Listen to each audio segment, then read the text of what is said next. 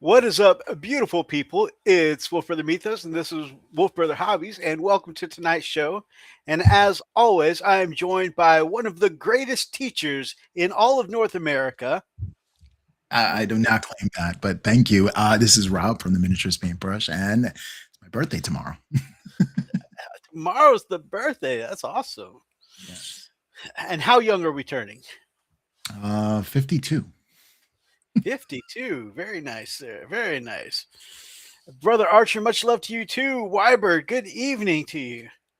How's it going Uh, there? and Charles, always good to see you, my friend. I hope you're all doing well tonight. We have a little bit of news, but to be honest with you, I'm going to try and keep the news somewhat light because I want to keep making some progress on these gray hunters slash intercessors because I think I'm getting close to the home stretch. I did a little bit this week. It's not a ton of progress, but I did both of the shoulder. Well, you guys saw that I did the airbrushing for the shoulder pads last week. Mhm.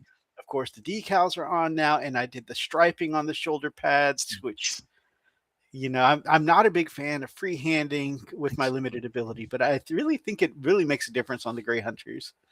Mhm. And then because I did the red bolters on my blood claws, I had been going back and forth with going the black bolters like the box art or doing the red bolters like the old school Space Wolves. And Yeah, I decided to do the red bolters too, just like I did with the blood claws. And I really feel like, it adds a little bit of pop there with all that blue going on. definitely. Funny thing, I was in the middle of doing that work this week and I realized that one of my Space Wolves looked extra blue around the middle, very plain. And I was like, it's not a whole lot of ornamentation. And I realized, well, there's no belt buckle on this guy. And look closer, and it had the insert slots for where you're supposed to put on his WWE style thick belt, There you go. That's right.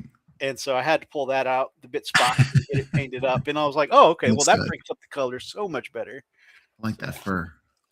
Thank you, brother. Thank you. Rolando, you're right. I think it's orcs and blood angels as well. Yeah, that is, That's what it's looking like. hey, Wybird says you don't look older than 25, Yeah, yeah. My students say that too. But yeah, no, I'm an old soul.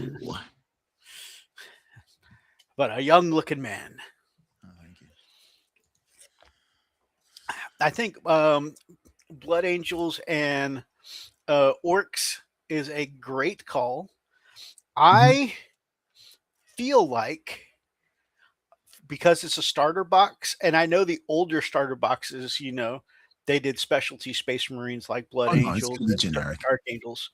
I Yeah. think it's going to be Space Marines generic with Orcs, just because I feel like over the last few editions, they've learned they will sell more boxes of the generic that can be then split off to paint your Ultramarine Space Wolves.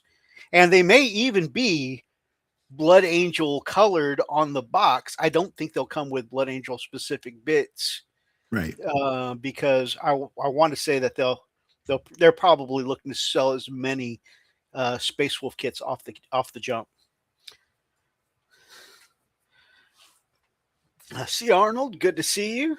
For Howdy. the All Father, absolutely, my friend Lupus. Mhm. I'm Yes, yes. excited to see Orcs back in the starter set, though. The Blackreach box set, I still have some of those minis from when I first got in. That came out before I got into Warhammer, but I was gifted a bunch of those Blackreach miniatures for my Orc army, and I love the heck out of those models. I remember that box. Back in my day. My inside source still hasn't been told if it's Black Templars or Blood Angels, but most likely Orcs. Yeah, that's what I Ostrich would Tactics was saying too. I would love it to be Black Templar. I have a significant amount of Black Templar. An outrageous, obscene amount of Black Templar. And That would obscene. rival my Space Wolves. So The interesting thing is that they're like painting wise, as someone who's painter first, they're going to Mm. be beautiful for you because the Viking and the Crusader aesthetic are so, so different that as a painting project, it'll be a pleasure. But like table wise, they're going to be so they're going to feel very similar with the charge forward and hit things and Mhm. press the gas, don't stop. Oh, yeah. Yeah, Yep. yeah. That's Path. my playstyle, though. Ex except if I get stomped too much with that playstyle, I'll just bring in my Tau and just sit in the back line and just shoot people off the table. Like, "You know what? You won 27 games. I'm winning this one. This one's You just mine." make a call, honey. Can I borrow the towel? Yeah. That's awesome. Is that a Taunar? What are you talking about? This thing? Don't worry about it. Roll your dice. Not the Aircast? I mean, why not?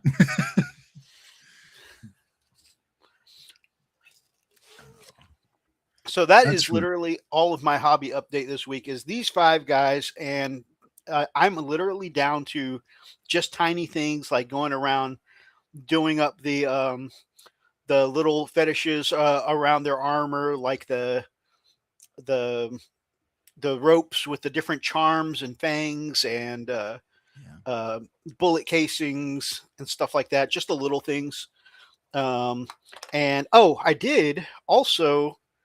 It's not going to show up. I don't know why I keep holding it up to the camera, but like 1 out of 22 times, it'll show what I'm trying One time is good. to. But I I like the did freehand start. user. I did Oh, start that on leather. the leather. Yeah. Yeah, at Yeah, first. yeah, So yeah. I tried both ways.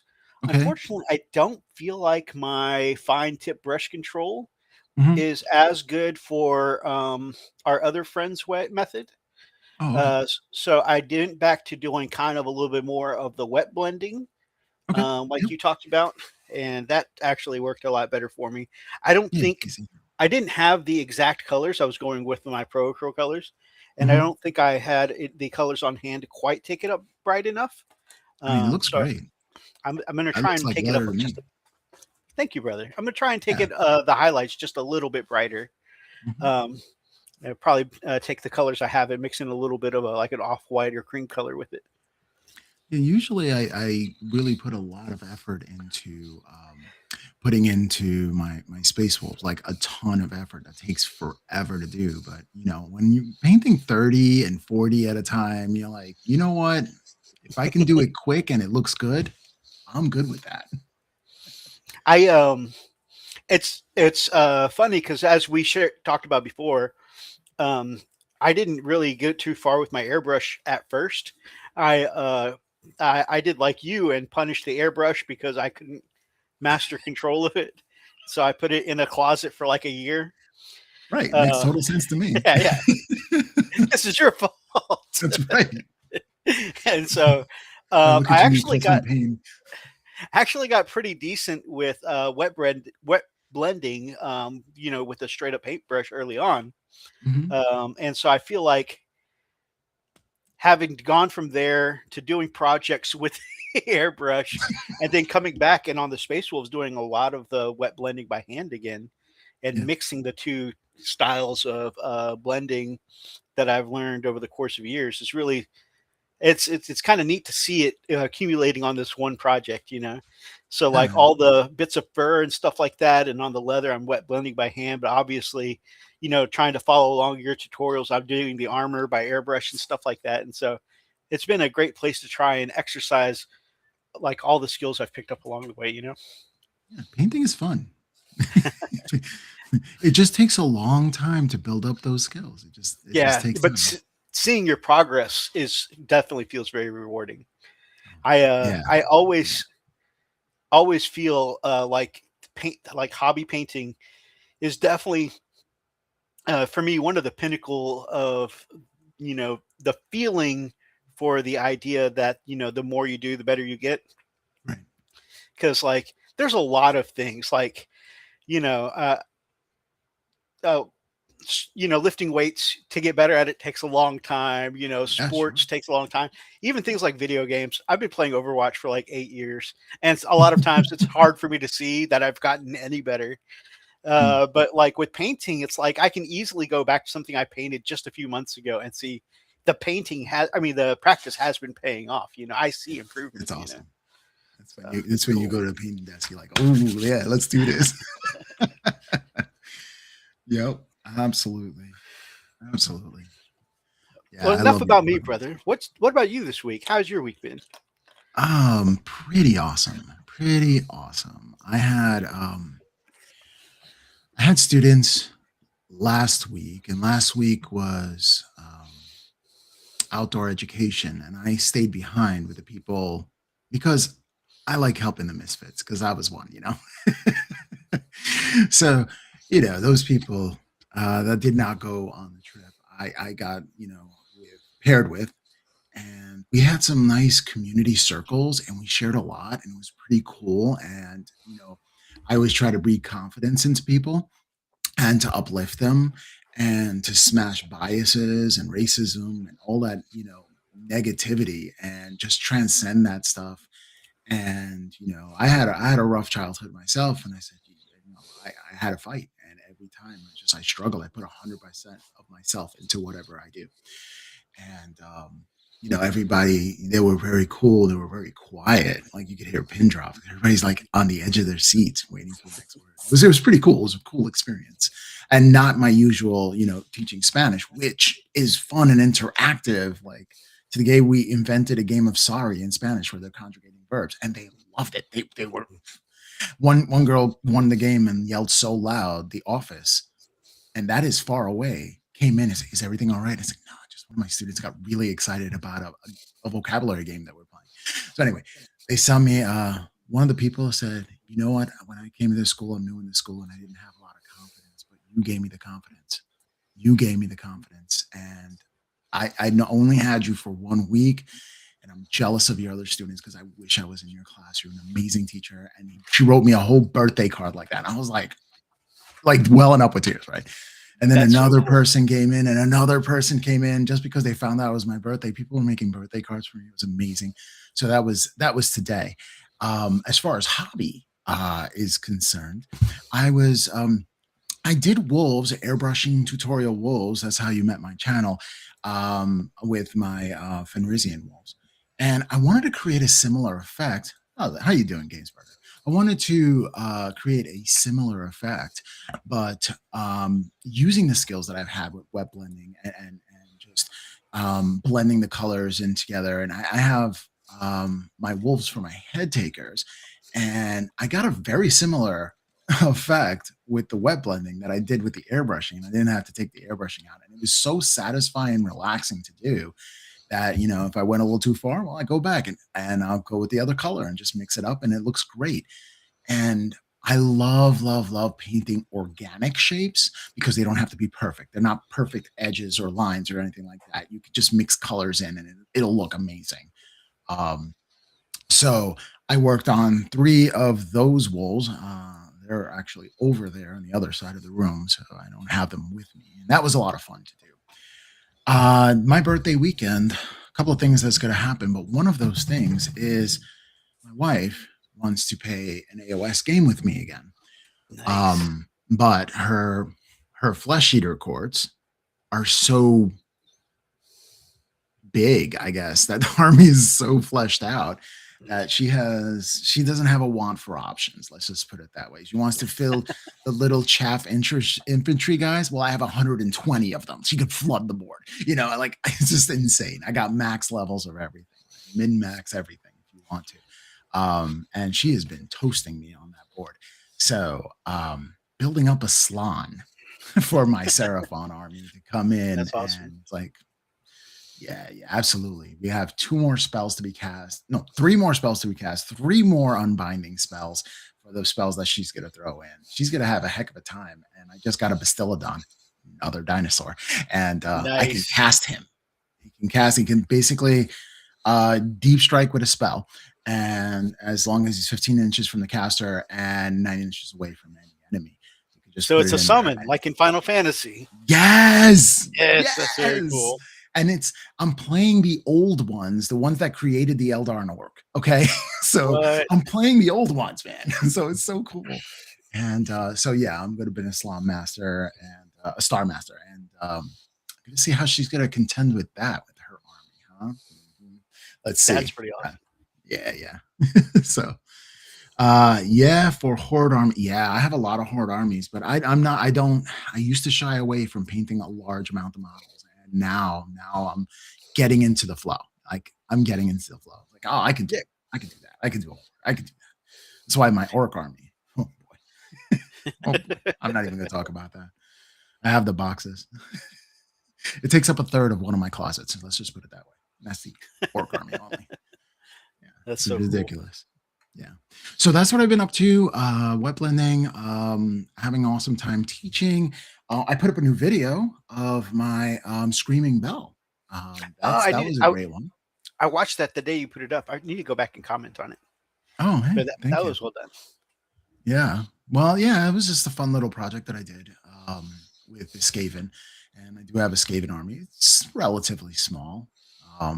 But yeah, that was relatively small as like 100 models. That's relatively small with a Skaven. But another Horde army, like And you, like if I Tom said. remember correctly, you batch painted 64 of those all in one go, right? Yeah, I did. Well, not batch painted, primed. Um, got the base coat in and the zenithal prime, and everything else is just building it and painting it up to completion. Next, painting it up to completion. Next, painting it up to completion. Next, I was doing like 3 or 4 a day. I was like a machine for like a couple of months straight. Kenneth, thank you so much for the support. Even if you can't stay, I appreciate you tuning in, my friend. Yeah, thank you, Kenneth. Wybirds, I've been loving it. Surprised how quickly some stuff is to paint. That man's been on a batch painting journey lately. That's been pretty Yeah, cool. man, that's awesome, Wyvern. Gamesburger says Mythos. Mythos has the guns out. It was just comfortable. It's been really warm here in Texas lately, and it's so crazy while the rest of the country is being hit by winter storms. It's just like, oh man, I'm sweating. Hey, Dark So Light crazy. Dreamer. Dark Light Dreamer, my brother. We're gonna hang out and watch some more anime and have some coffee again in the morning. No, we're We not just too got, much. yeah, we just got started, brother. Yep, just hobby progress. Just pretty much that. Doing the head takers now and building a salon and a Bastillodon for my Seraphon army. What day is your game? Tomorrow. We are going to go to Annapolis, the capital of Maryland, and we're going to go to one of my favorite lunch spots, which is called Chicken Ruth. And anybody who lives in New York, it's like Cat's Deli, but this is a deli in Maryland, and it's of close to equal fame. Where they had Man versus Food try to eat one of their things. They're talking. We're I talking was about to say sandwiches. Chicken Ruth sounds familiar, but I used to watch Man versus Food all the time, so that's Yo, probably why. this thing is this big. Like they don't play. They do not play. So I think I'm gonna have a Reuben and yeah, my wife is gonna have a Rachel. I think that's what it is. That's the one with the turkey instead of the is it corned beef, roast beef.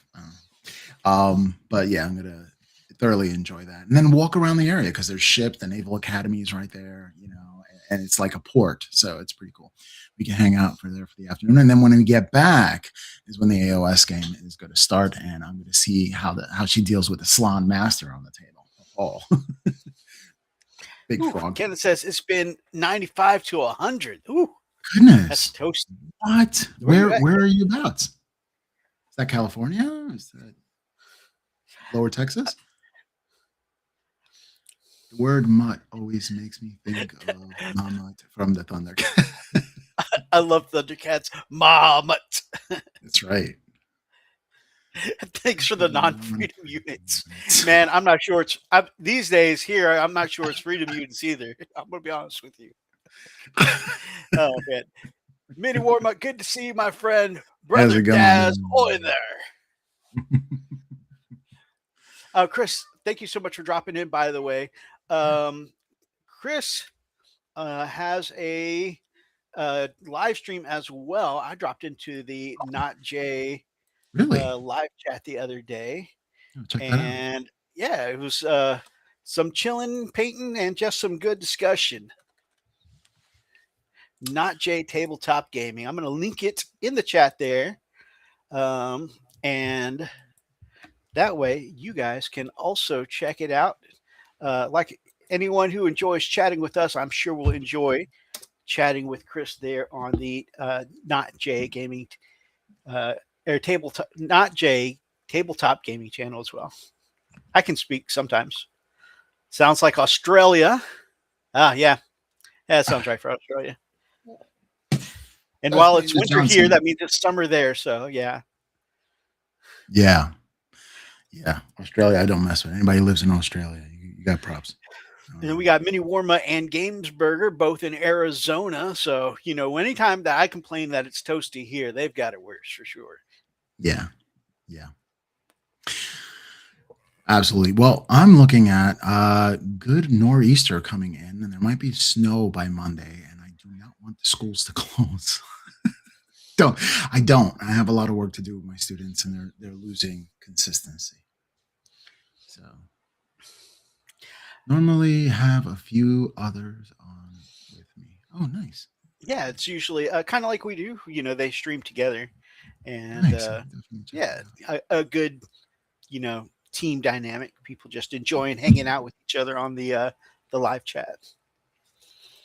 Oh, there it is. I see it. Not Jay's Tabletop Gaming. Pretty cool. Where in Texas am I? I'm in the Houston area. How far is Dallas from you? It's about 4 hours. Okay. But with my mandatory stop at Buc-ee's, it's going to be pushing a little closer to 5 or so. Oh, I did have one other hobby update. I did get Display. Yeah, well, it's not just it's a Timu Okay. knockoff display. I mean, that's still bad. Yeah, I got to Or the Emperor. represent the Emperor in the background. Yeah. So. Nice. Real nice. Very cool. And I have a Space Wolf drawn by an expert artist over here, my daughter. That's awesome. Says I'm a Space Wolf. I think that's the Spear of Russ, because I have been reading Space Wolf to her, and she's like, "Where's the Spear of Russ? Is Ragnar ever going to get it back?" I'm like, "We're still reading. It just takes longer, but there it is. Pretty cool." And it made it to my back wall. That's awesome. The big E. Well, the big E.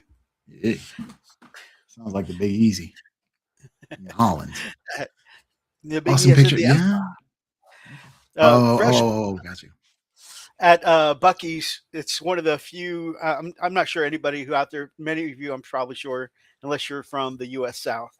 But there's an experience in the South called Buc-ee's. It's a lot of people tell you it's a big fancy gas station, and the gas station is part of it, but it's like your mecca of truck stop / convenience stores when you're going between towns, and like they always have the cleanest restrooms. They have it's always super nice and clean. There's so many people there. There are lots of people pop in. It's like literally it is the traveler's mecca. It is. There's always busy, no matter what time you go in there. They have easily 50 bathroom stalls per side. Wow. They have 50 pumps, and they always have they have such a huge assortment of snacks. But amongst that is a hot deli section, and across from that, a hot barbecue section where they barbecue there on site, with actual nice. Is it really good barbecue too? It's pretty good. It's not you're not going to the one of your top tier Salt Lake restaurants, but it's pretty good, especially if you're on the road. But whenever they put up their barbecue, the fresh batch comes out, they call it out. And what do you put there in the chat? When it's the brisket, they call out fresh brisket on the board. Oh, nice. And you can hear them call it out through the entire store. The Space Wolf picture kicks ass. Thank you. Indeed. I'll let my daughter know. Yes. Can't wait to get down to Galveston to see Big T, BB-35 USS Texas when she opens up again. Very cool. Very cool. Going to see the warship. Um, It's a lot a of pooing pup, me. a pup in training, learning of the spear so early. Great mentorship. The Big E makes me think of the USS Enterprise. It makes me think of the pro wrestler Big E. I always like that guy. Yeah.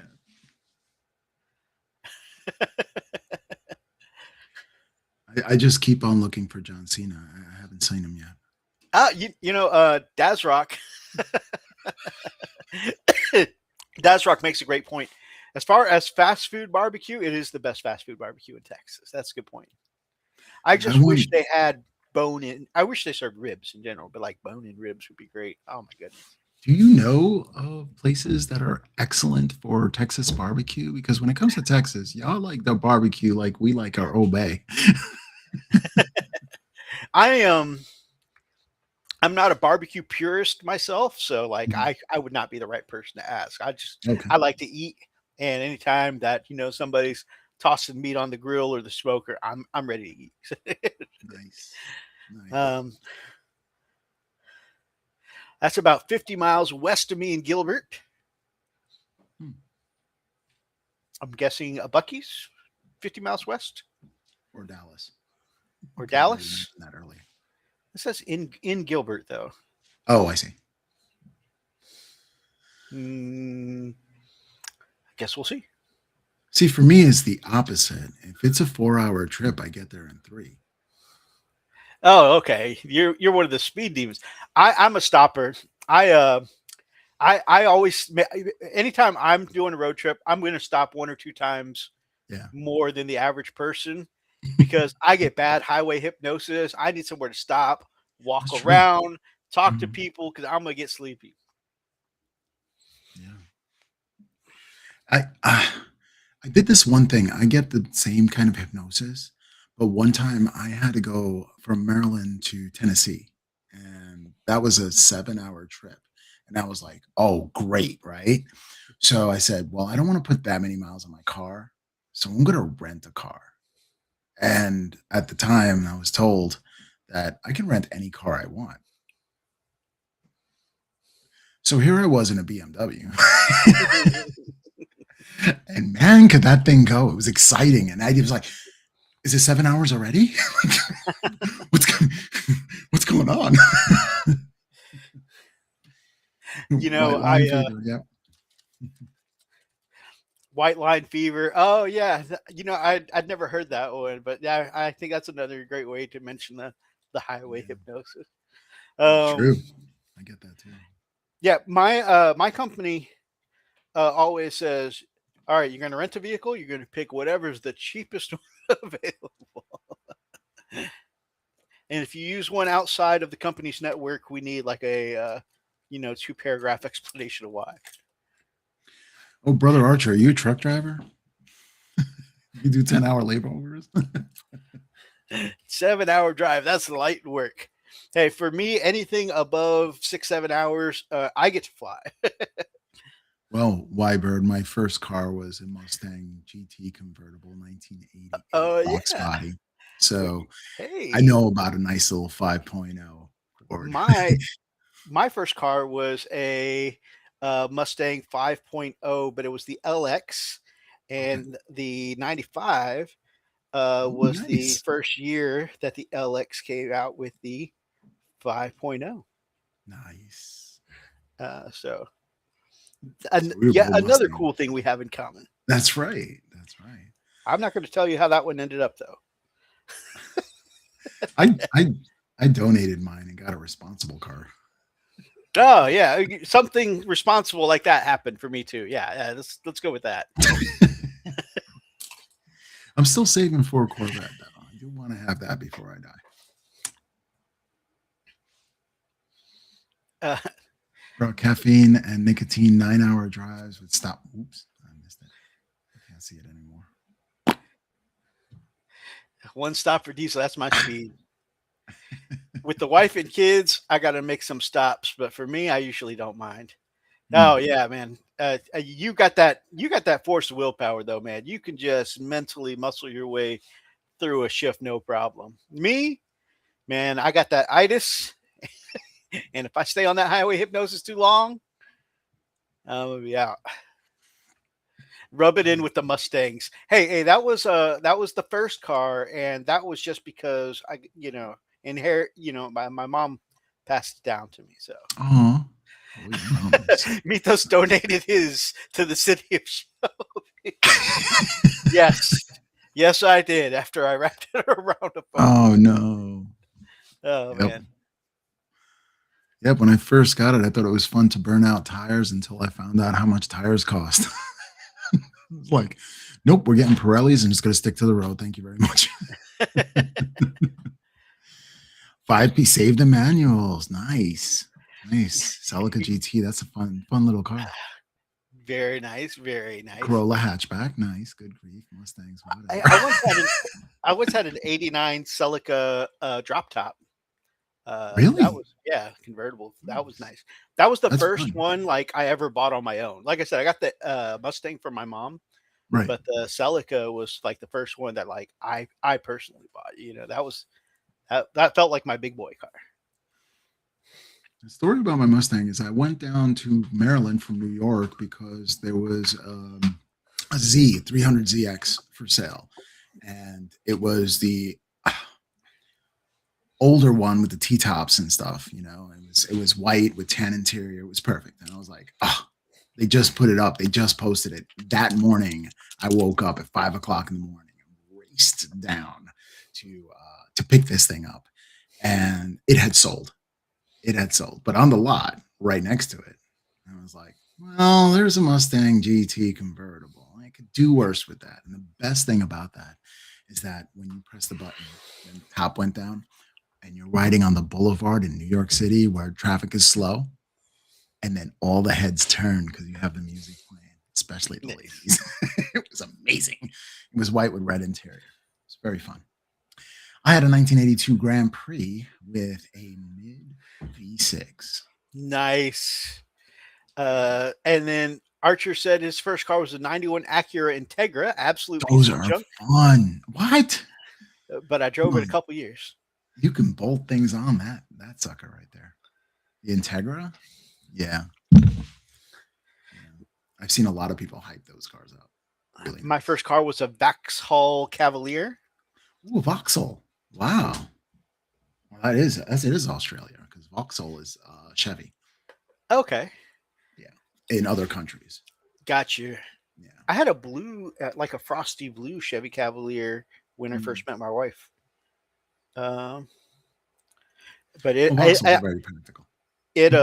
Although it ended up getting transmission issues that like I took that into the shop like 3 times to get fixed, and I still had transmission issues. So eventually, I just sold that one off to the junkyard.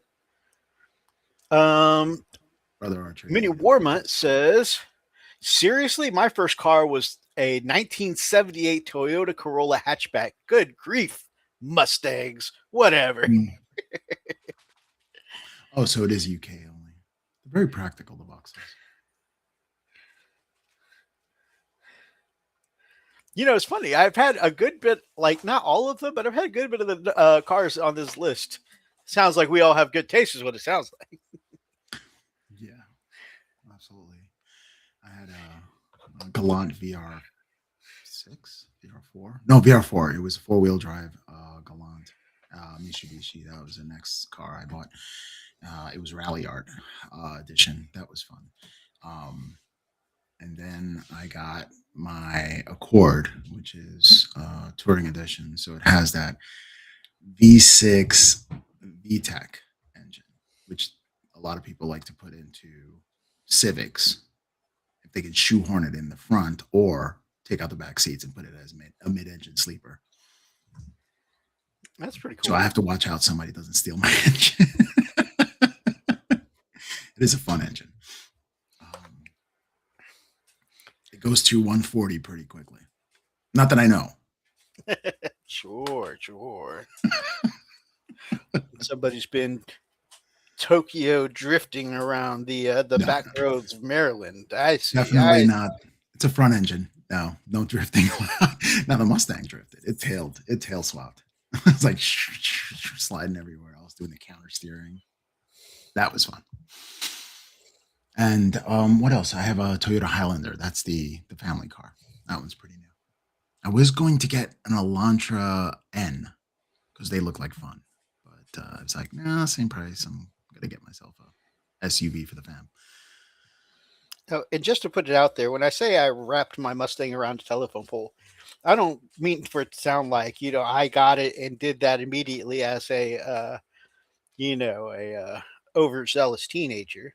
I had it for a couple years and then wrapped it around a telephone pole like an overzealous teenager.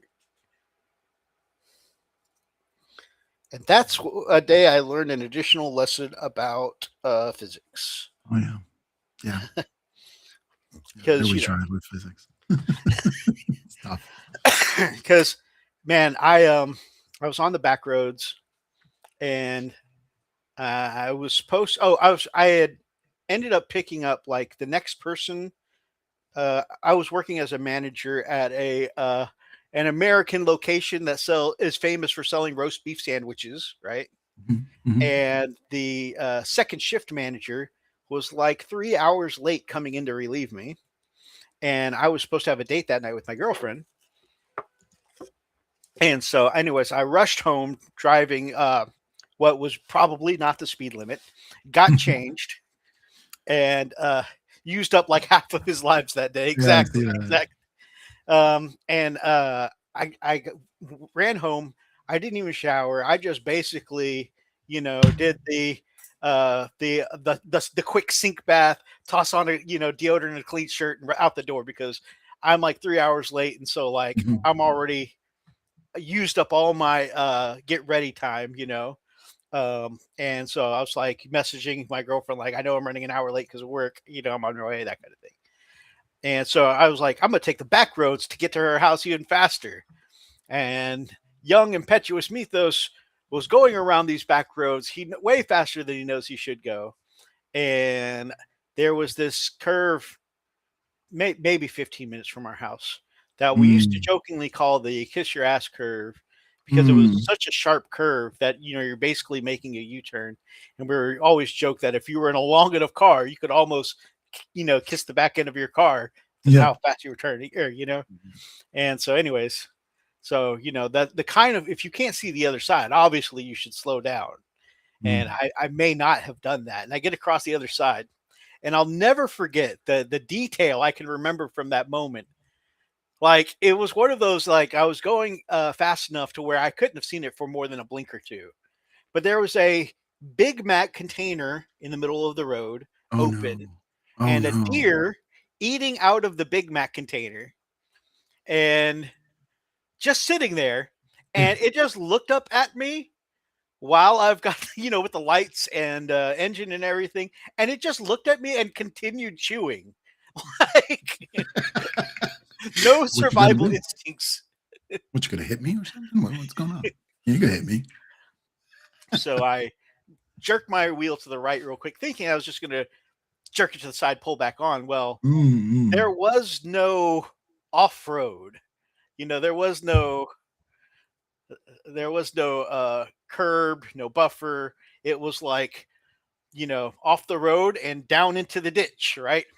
And there was a field, but I wasn't expecting there to be no lip on the side of the road. I thought I'd just, hit the side of the road and go around the deer, right? Nope. Mhm. Drop straight off.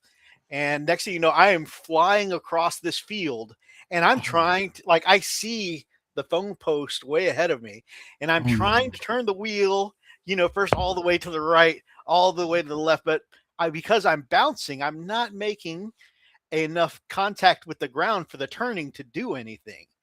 And so eventually, like, I just see myself coming up. I'm trying to hit brakes. I'm trying to turn the wheel. Nothing. It is just completely beeline right for the phone Mhm. pole. And the next thing you know, it's just like there was the crunch sound and the airbag. And I'm not sure how long my eyes were closed, but enough to where it was like all the dust was settling and stuff like that.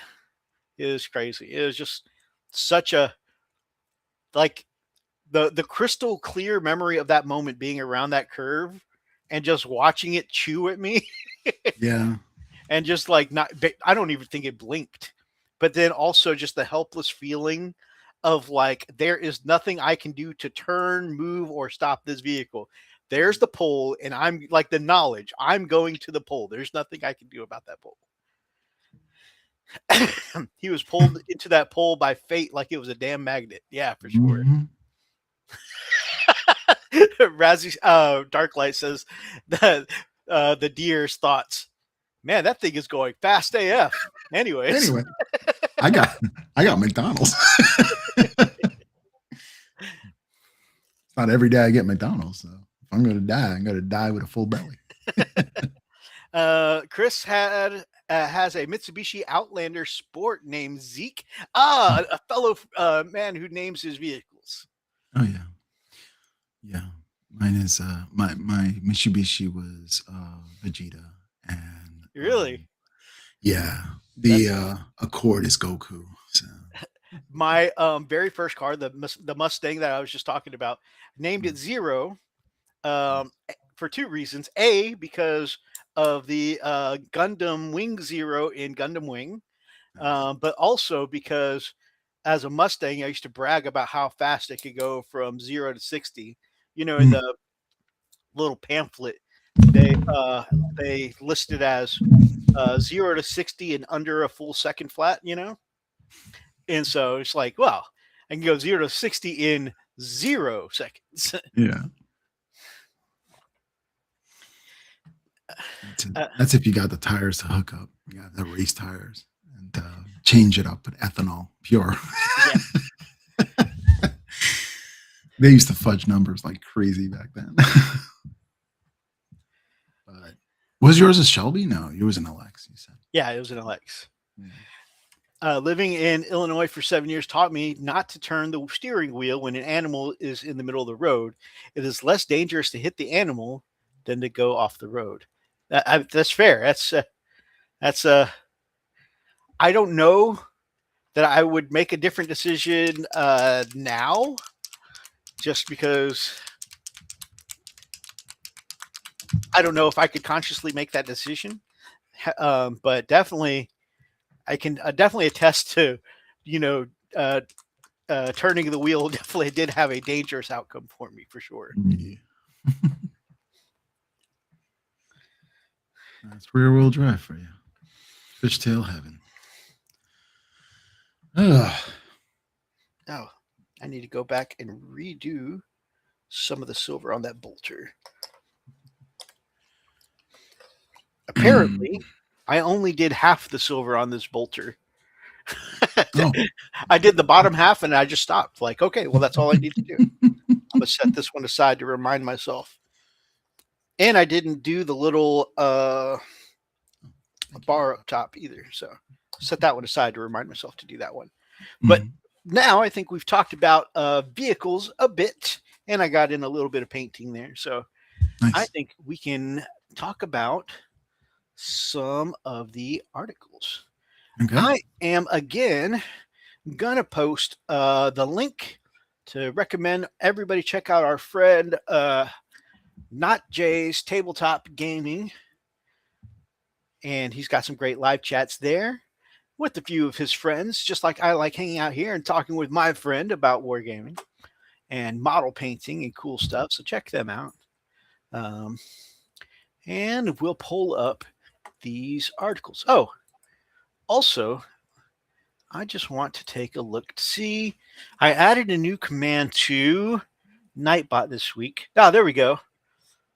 I always had you down in the description. I was like, I deactivated some of my Nightbots this week because, like, Gamers with Coffee is changing up their coffee website and a couple of other things.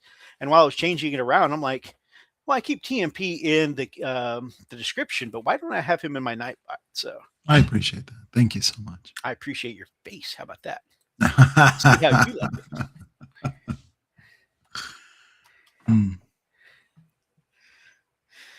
All right, I'm going to pop over to these articles. So not a ton of new stuff this week. Well, there Um, is a couple of things I wanted to talk about. sure, The absolutely. Yeah. Oshirok Bone Reapers as well after you're done. Okay. I And looked at gets that old. earlier, Mhm. and I was like, oh, I know he likes to do AOS articles, but I wasn't sure because I remember I thought I remembered you saying that you weren't a big fan of the OCR range. I mean, I do have Oshirok Reapers, even though I'm not a fan of them. Because I have all the Death faction, like every I have an army for each one. So. It's the plastic crack. It's like, oh, I have Chaos. Which faction? Yes. I have Death faction. I mean, I have the Death army. Oh, which army? Yes. That sounded kinky. Which part sounded kinky? I say so many things. Ooh, let's sound Uh, kinky. Sorry. well, I'm actually glad you wanted to look at the Bone Reapers Oh, because personally, even though I don't currently play AOS, I'm a big fan of the Bone Reaper models, yeah, a lot of people. especially Mhm. like some of the like. I think these are basic troop They guys. are. Yes, Like even they look super cool to me. they do. They look like they're wearing masks. So when it came out, when they first came out, I think it was one of my Nova opens. I was Vince had told me, what do you think about them? And I said, I don't know. They're kind of like perma smiling. So I don't know if I like that or not. And he was like, oh, okay. Kind of moved away from me. Like, whatever. I have an opinion. I'm very strong with my opinion. But yeah, no, I just because I'm not a big, huge fan of some of the stuff that they have. Some of the stuff looks cool, especially the newer stuff that's coming out. Um, so we have a couple of more rules that are coming out for the new people, and I really do like that. You have over here Immortal Elite, which is great. Oh, sorry, you're going down there. Okay, let me go down there. Oh no, I was just trying to find the Mortal Elite. Oh, that's up top.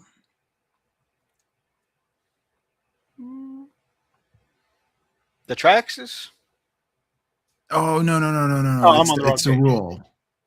Each battle Oh, round, you okay. use a mortal elite ability to select the friendly Oshirok Bone Reaper's hero of the battlefield and generate a number of relentless discipline points. So you have to keep track of points. Now, this is something that AOS does, is that you have points. Like for my Seraphon, I have cosmic points.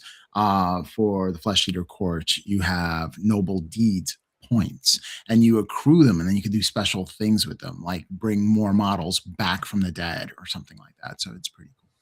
So this is the Immortal Elite.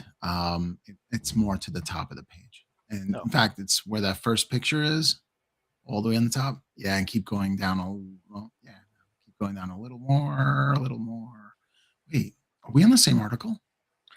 Maybe not. Let me go back and find the. I think there was another Bone Reapers one. How to play them? No, that's the one. Yeah, Okay. yeah. So yeah, there's a Okay. Now we're on the same page. now on the same page. You must use this ability if there are any friendly Oshirok Bone Reaper heroes on the battlefield. You click you. What I Oh, the thing missed. that sounded kinky is I appreciate your face. Oh yeah. Oh, Good night, Whitebird, my man. good night, Wyber. So picking a friendly OCR Bone Reaper's hero to be targeted. In effect, you gain the number of relentless discipline points equal to the number after the target's relentless discipline keyword. So each one has a keyword and has a number. So you're going to get that. So it's a lot of bookkeeping. And that's one of the reasons I don't like the OCR Bone Reapers, is because there's more bookkeeping. Nurgle, too. If you want to play Nurgle in AOS, there's a lot of bookkeeping that you have to do. Meaning you got to earn points for certain abilities and certain things that you do within the battlefield. And if you don't keep track of those points, you're not going to get, it's like command points. If you don't keep track of your command points, you're not going to use any. And then what? You're Oh going to be at a yeah. disadvantage. So, That's one reason why, even though like I like the idea of world eaters, mm, though they wouldn't be my first choice for a chaos army because the whole blood tokens and trying to keep up with the extra bookkeeping just yeah. seems like an extra thing I don't want on my plate. However, if you do like AOS and don't want to do the bookkeeping, you just go to ogres. Yeah, you just keep charging. That's all you do. Um, they do have another ability is Pitless Assault. I'd like to cover that as well. So the unit is fighting a bit using that fight ability. It spends one relentless point discipline, and if you cat's doing something back there. If the unit is reinforced and has more than half of its starting models, see, more bookkeeping, spend 2 relentless discipline points instead and add 1 to the wound rolls for attacks made as a part of that fight ability. So if you have hordes, adding that 1, adding more wounds, um, definitely will make a big impact. So Pitless Assault is pretty good for your horde or your line troopers. You do have New Construct, which is the leads of Calvos. And what is your opinion on chariots? I'm a big fan of chariots ever since Logan Grimnar. Oh, yes. Yes. So chariots are hit or miss with me. This one looks kind of cool. The Slaneshi ones, I'm not a fan of. But yeah, these ones look cool and they're interesting. Not cool enough for me to get, but I'm glad it exists, kind of thing. But there is another faction. Where is it? That is a pretty cool looking one. Yeah, it is pretty cool. If you go the death down, horses are badass.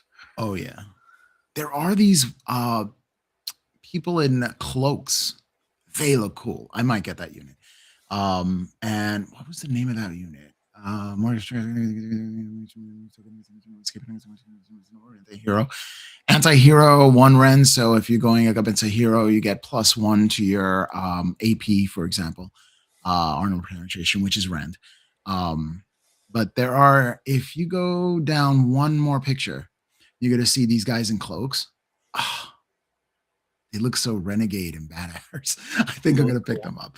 They're so much fun. But when am I have decided if I'm not actively working on an army, I'm not going to buy things for the army. Like I'm not going to buy projects for the future.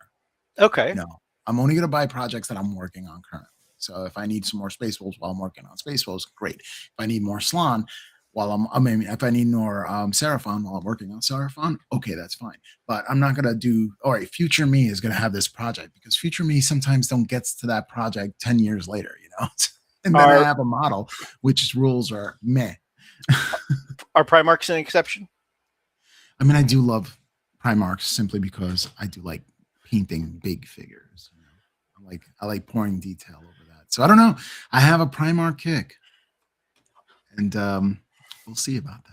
Speaking of which, we have one of the Primarchs of high quality speed painting in the chat, and probably my favorite hobbyist in all of Europe, Grumpy Guy Gaming. Oh yeah, here in the chat. Man's a beast. He is a beast.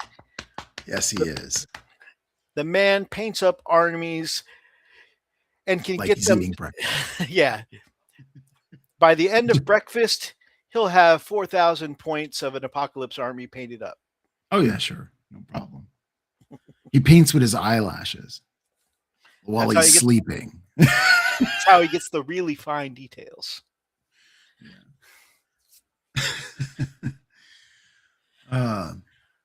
Mortison Bone Shaper has more details on it. Declare the unit is not in combat. Pick a friendly Mortec guard or Mortex Traxxas until the unit has been destroyed. The target has been destroyed. Destroyed to be the target. So if the unit is not in combat, for friendly Mortec guard or Mortec Traxxas, which I have plenty of those, too many of those. The unit has been Traxxas unit that has been destroyed to be the target. Now set up that replacement unit. So you can bring some more back. Oh, good. So you can bring more units back. The Mortison Bone Shaper is bringing more people back in the hero phase. And they automatically get that. That's the guy. And I do have this figure. So okay, so he's definitely like your skeletal, like an apothecary. Yes. Okay. Yes, he is. He is like a skeletal apothecary. Yeah. I mean, it does translate really well. If you can play 40K, you could definitely play AOS. In fact, I think AOS is easier to play. I know that for data collection purposes, they like to keep everything separate. I wish to make it easier for people who um, wanted to experiment across multiple game types. They would Mhm. keep some things Oh, yeah. the same name. Like if an invul save should just be an invul save, no matter which game you're in. You know, the what's another one? The rend or AP. Like to me, Yeah. that should be the same word. Yeah. You know, Yeah, they so want to. Yeah, they want to make it different. It has the same effect. It just has a different title. oh I yeah, have this guy too, oh, Mortark. that's pretty cool. Yeah, look at the You guy know in what? front. He has that little scroll and he's holding it up. Like, read. I saw somebody paint this guy in flesh tones, but Oh, leave dude.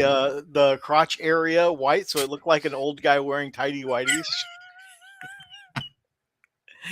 Somebody posted that it was a meme. I was like, whoever painted that, that's hilarious. Who was it? Who's the guy with the the Roman eagle, the double-headed eagle? What's his name?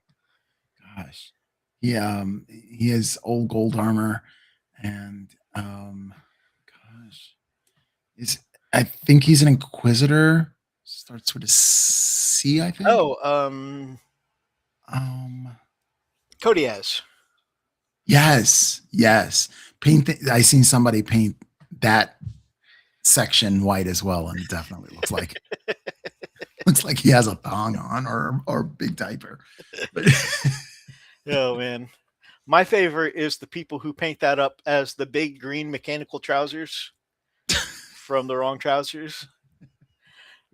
Grumpy Guy Gaming is working night shift, so he's using his break time to listen to us. We are oh, well, honored. I Thank you for appreciate joining that. us, brother. Thank you. Thank you. Hopefully, your night shift goes well and uneventfully, sir, and passes quickly so you can get home faster. Unless you don't want to go home.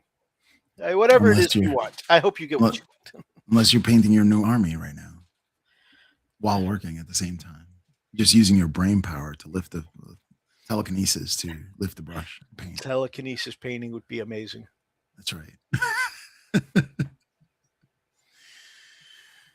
My wife said, "You can do anything you want tomorrow. What do you want to do?" And I said, "You can paint up my army." I'm just kidding. I like painting. Um, That does make me think of all the memes that are like, you know, uh, you can do you can make me do anything you want for the next 4 hours. Okay. add another layer of highlight there. Exactly. Your edge highlighting is off. Redo it. No. No. Yeah, I know it's tough. That's why I don't want to do the edge highlighting. I like edge highlighting. It took You me a are while. It took me a while, but and then I just started getting better and more comfortable with it. And then I'm you're a like, special caliber of man, sir. it looks so much better. So worth it, I think, in my opinion. But yeah, I gotta paint up my Rock Bone Reapers one of these days. The good thing about all of these minis for AOS is that if you're playing a D&D game, how cool would it be to have like a skeletal army start coming at you? Oh, for sure. And because the scale is a little bigger than D&D, they'd be like very large, intimidating skeletons for Mhm. figures. Actually, the Orsorok Bone Reapers are quite small. They're more Cadian size. Really? Yeah, they're small. For some Yeah, reason, when I because see you them can in look at pictures like this, you see the Stormcast. The Stormcast are bigger. oh, you know what? Looking at this one over here, I can see the size difference now. Like Oh here, I thought it was just perspective, like over their shoulder, like yeah, the looking downward perspective. But here, yeah, I can clearly see that they're half the size of these Terminator guys. yeah. They're small. They're cool. I like the archers. They're neat. They have one eye glazed over, so this way they can only use the eye to shoot, which is weird because don't you need depth perception? I don't know. These guys came out like I don't know, maybe by the time I was almost done with my, what I was painting of my White Scars army. Yeah. But I wished when I saw these come out, like I know these are more Egyptian themed than Asian themed, right? But like Yeah. just like some of the styling of like the shield and the spears and stuff like that, Mhm. I think if they had come out before I had done my White Scars army, I would definitely bought up a couple of boxes of these to use the spears and shields and some of the other pieces. Oh, they're fun. I probably would have used some of the skeletal heads, Oh yeah. paint those up like red, like an Oni mask. Oh yeah, they would do. They look like masks. That would work really well. Yeah. So those were ideas that I had that were like, a little too late. But man, I would totally do my White Scars differently if these kits had existed.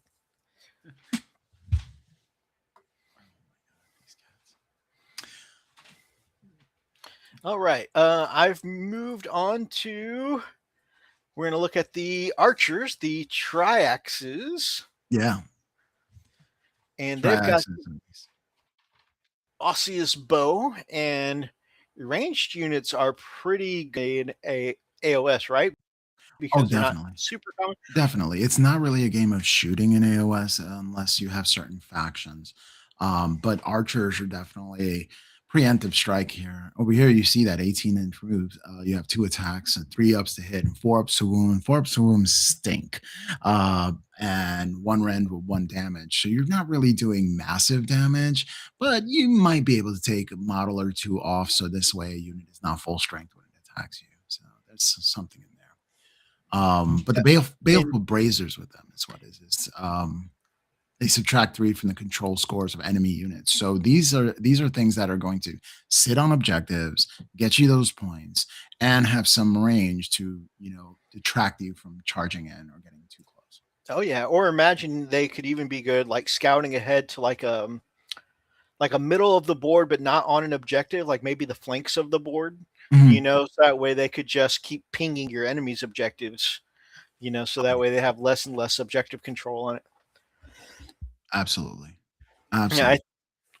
in Magic the Gathering terms, we would refer to this kind of unit as a pinger. They're not going to be your big damage dealer or combat unit, but by dealing a couple points of damage every turn, they'll be just enough to contribute over time rather than big hits. Yeah, and I like the faces of these better than the infantry models. These don't look so much as masks as sculpted bone on the face. The other ones look like they're absolutely masks. So I like these. Um, Grumpy says, "Not painting. It would be nice if I could, though. I bet, man. It's funny. Anytime I'm at work, I spend most of the day thinking about how I'm going to paint when I get home. Even if, like, most of the time I get home, I'm like, I don't have any, I don't have the mental capacity to paint right now. But I'm trying to get better at that. I'm trying to put myself back into the habit I used to have of making time to paint at least 20, 30 minutes a day. yeah. Uh, I don't know, grumpy guy. I think you have like 8 arms, and you just handle multiple projects at the same time with ineffable speed and great quality. but like these triaxes, again, if I took the arms and the helmet, or I guess for them it's a skeletal head, but I took the Yeah. Yeah. arms, the head, and the quiver and Mhm. put that onto a space marine body, it'd be Mhm. a heck of a like scout model, with uh, I don't know. I could do 3 of them and have like eliminators for my White Scars with Oni Mhm. masks. I think that'd be really cool. Yeah, I wonder because they're smaller scale. I wonder if they would scale up and how they That's a would. good point. That's a good point. Mhm. Well, when Um, you're over here, you can take a look at it. just kind of measure them up to Space Marine bodies, like, Sure. Yeah, absolutely. um, bro, Clockwork's Necron skeletons in a D&D campaign controlled by a gnomish techno necromancer. Oh yeah, Writing that down. absolutely, Yeah, that would absolutely. be a powerful artificer necromancer build, Mhm. uh, for especially for a big bad guy. That'd be cool. Big old lich. 99 problems, and this time a lich is one. Gamesburger says it's a cool model. Here goes your 2 options for your chariots. You can get the name character, And then you can get your standard war chariot. Obviously, it's more points to get the Liege Cavalos than it is to get the Cavalos war chariot. But that's another bit I'd love to steal. Man, I'd what's love that? to put that whip on a model. And watch him nay nay. Actually, that dude landed in jail. Um, didn't end well by him. So yeah, you have grind with dust over here. You declare the woman unit is in combat. You pick up to 2 visible friendly Cavalos war chariots wholly within 12 inches of this unit in combat to be the targets. That means yourself. You can make a pile-in move and then pick an enemy unit in combat with the target and roll a d3 on a 2-up. Inflict the amount of mortal wounds that enemy unit is equal to the roll. In other words, you can hit either 2 or 3 mortal wounds, which is great. Unprotected, you're going to get 2 of those in there. That's neat. Anytime you can generate multiple mortal wounds, unprotected, rolled 4 wounds. Heck yeah. And that's awesome. And the scything assault for the Cavalos war chariot. Declare the unit in charge this turn and pick an enemy unit within combat with it to be the target and inflict d3 mortal damage. Just a little more, yeah, it's a little more consistent. D3 mortal damage, then you can remove this unit from the battlefield and set it up again with an uppy downy within 1 inches of the target. So there it is. If you shoot something, you do D3 automatic hits, wounds, and then you can move up to him within 1 inch. I'm kind of liking the other chariot. I don't know if I like the Liege Cavalos, although it does look cooler. Although synergy wise, it definitely looks like you want to run 3 of these, 2 of the standard and 1 boss one. Of course, which sounds pretty cool. Of And you course. know me, like I love cavalry units, and so having 3 chariots together would just be. And then, oh wait, that was on the other page, but like with the picture that had this guy with a bunch of the horses by themselves. Yeah. You know, those regular. I could do a whole cavalry army. It feels like, you know, this army. Not that I'm going to, because I'm staying out of AOS for now. I don't need more armies. What you need to do is Grand Cafe for Old World. I just said. You know, the Asian in me would love to, except for they have a Dragon Ball Z model, man. Come on, they have a Dragon Ball Z dragon. I mean, that's true, but like everybody who has assembled any of the Grand Cathay says that they're the most fiddliest, that they are the fiddliest and pain in the butt to put together minis. And I already am not a big fan of assembly. I'm not sure I would want to endure that. No, I hear you. All right, these are the guys they think they're so renegade. They're not your standard lifeless corpse. They're animated. They look like they're going to kick some butt. They have these scythes going on. It's this sickle kind of thing. I love their weapons. I just love everything about them. They look so badass. No escaping the tide. What's that? Oh, I'm just reading the chat. I'm sorry, I didn't mean to interrupt. I don't think I can see it. Oh, there. Yeah, Dazrock is what so Darklight and Dazrock are both DMs in different games I've played in. Nice. Currently playing in one of Dazrock's games. And he says a gnomish what breaks out his D&D notes. And he says starts a new tab for a Spelljammer campaign. Darklight says, bruh, like a Doom like, and I imagine you mean like Marvel's Doom, a Doom like Cyberlich. That would be sick. That does sound awesome. Yes. Starts new tab for Spelljammer campaign. Doom is impressed on this case. Nice. For the no escaping a tide is declare if there are no enemies within 6 inches of this unit, pick a terrain feature within 3 inches of this unit to be the target, and you remove the unit from the battlefield and set it up again within 3 minutes, 3 inches from the target, more than 6 inches. So uppy downy, definitely. Necro caches. Pick each unit in combat with this unit to be the targets. Roll a d3 for each target, and on a 2-up, inflict the amount of mortal damage on the target equal to the roll. That's neat. So you roll in a d3. It's the same thing as the chariot, basically. Then though, this unit can move 6 inches after it does that, and it can move through combat ranges of enemy units, but it cannot end the move in combat. So it can get into threat range without being in combat. That's It could pretty awesome. just go right through. Yeah, it's like a ghost. I love it. I love it. Plus, you're doing those mortal wounds on 2 ups. It's pretty I easy to do. love those sickles and that pose too. Sickles, I Yeah. think, are a really cool looking and like underutilized weapon in like fantasy and stuff like that. Mhm. I think they just look absolutely sick. It looks Of like course, Middle Eastern almost. I of love it. course, maybe it's like the again the Gundam fan in me, you know, like Sandrock Shotels. So I've always thought like sickle looking weapons were cool.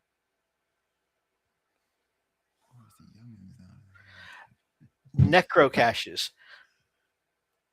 Yep, rolling D3, and on 2 ups, you do the mortal wound, and then you can move the unit up to 6 inches. I misread that at first as necro roaches. And I'm like, that sounds like a bad time. Yeah, that's just what is it? Necrons, the little guys. What are they? Oh goodness, what are the little spider dudes? Necro roaches. I forgot what they're called. Uh, oh, okay. I was thinking Marvel Doom. You said I meant more like the game series Doom, like the Cyber Demon type stuffs in that game, Um, or as the youngins say, Cyber Demon type shit. That feels so weird. I shouldn't do that. I notice BG3 you can get some karma weapons, but they don't really expand on them much, and I don't even know the bells you can use them for. Scarabs, yes, scarabs. Thank you, Gamesburger. Do they look like sick L's? They look sick. They look sick, girls. L's are sick, like the letter. That was the Doom I was thinking of. Yes, Cool, cool. come get some. Liege Oh, Mortec. holy crap, that's cool looking. Yeah, I love the vulture on the side.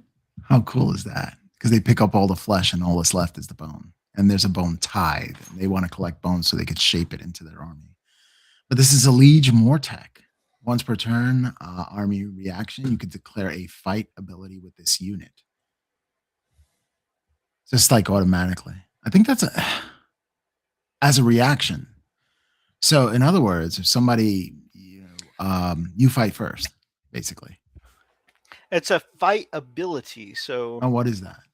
I think it's one of those like where um the abilities on their sheet that there's some of them that only activate in the fight phase. Okay. So I think that's what's Oh, I see. Yeah, thank you.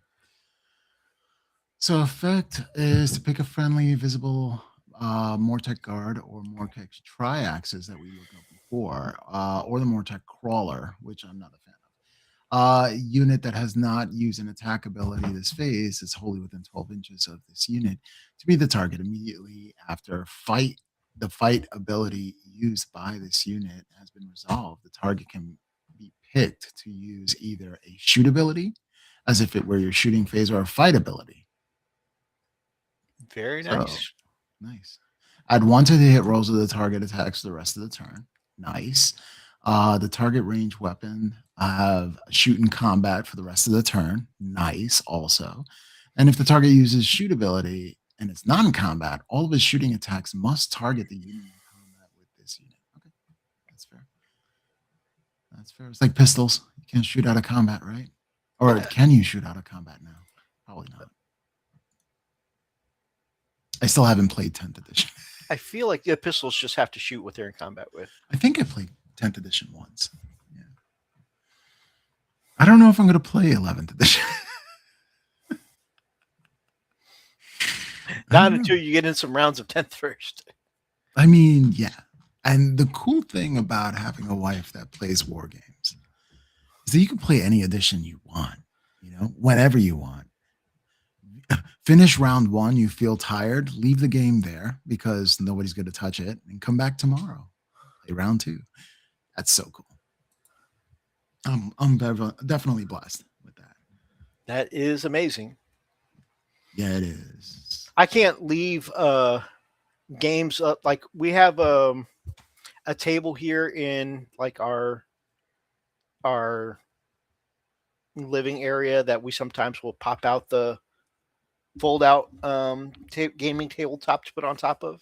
It's like Mhm. one of those little plastic folding tables, and then we have like a wooden panel that forms like the 6x4 gaming table.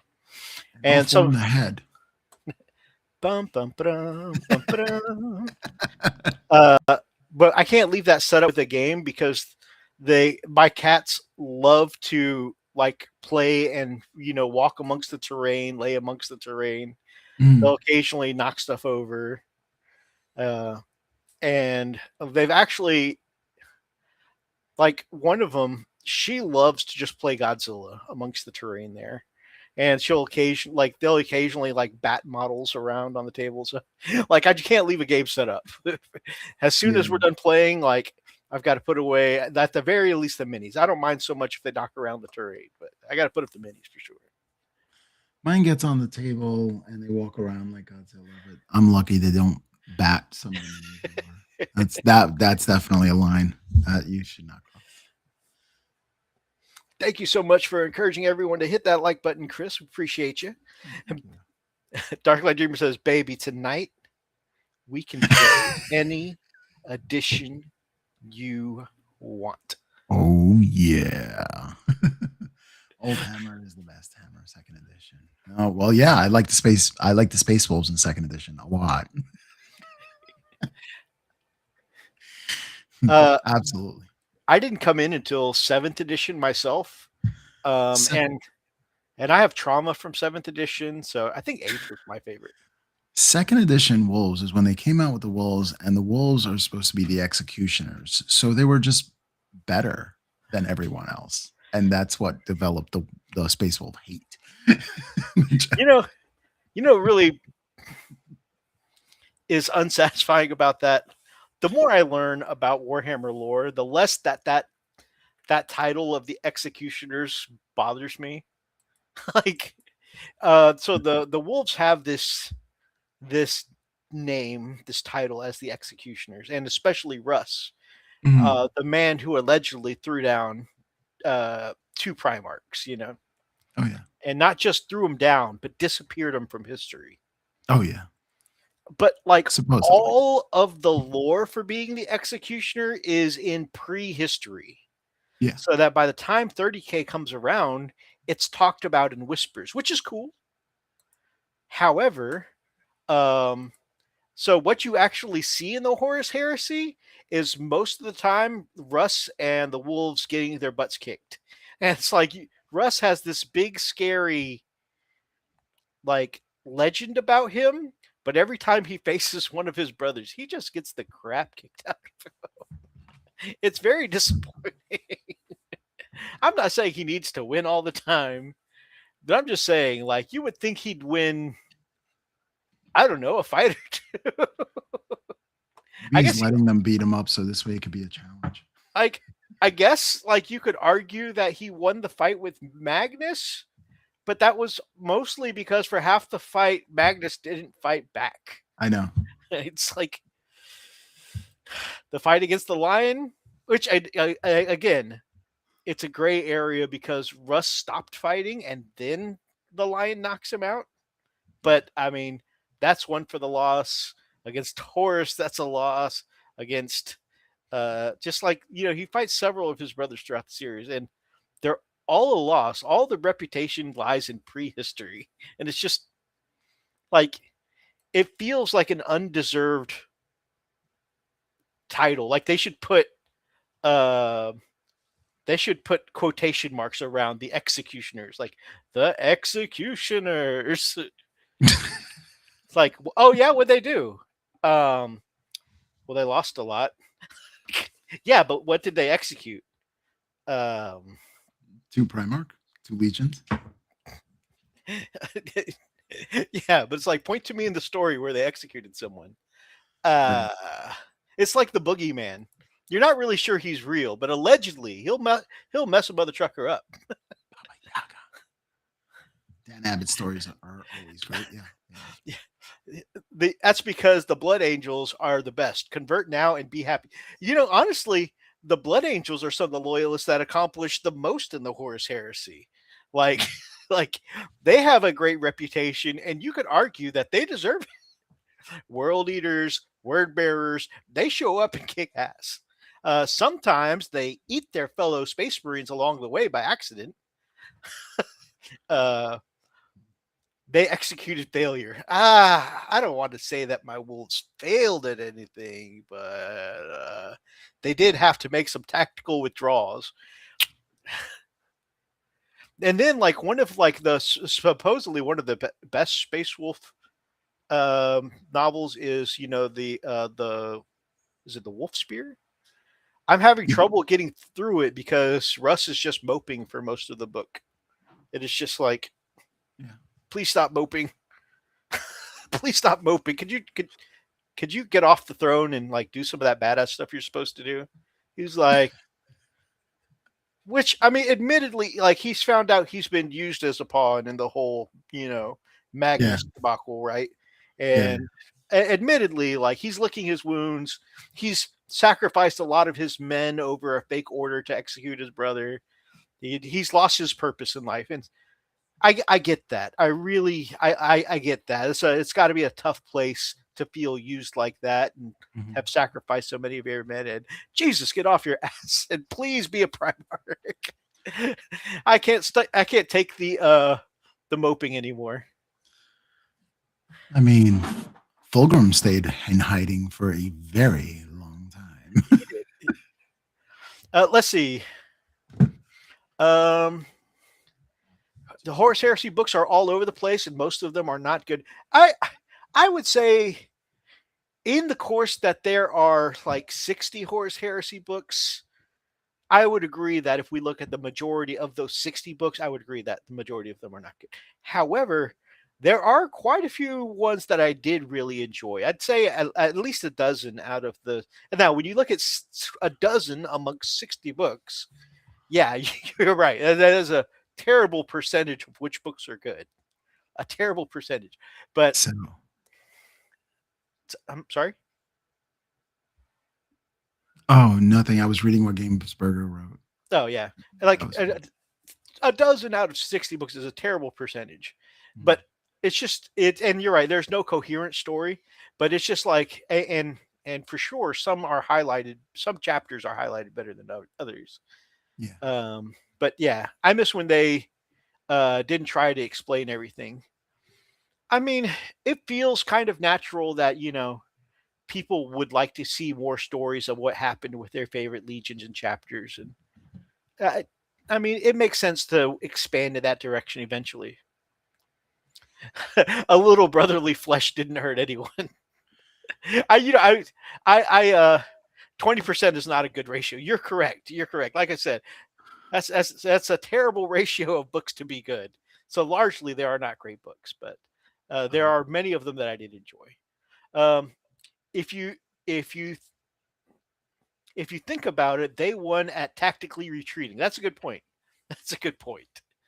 Well, I like that he said with the Blood Angels, they couldn't keep their Primarch alive.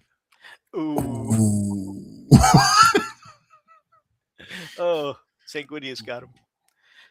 I think all the Primarchs are actually immortal. They're just different areas of the warp. Like, isn't Dark Angel supposed to come out like his warp version?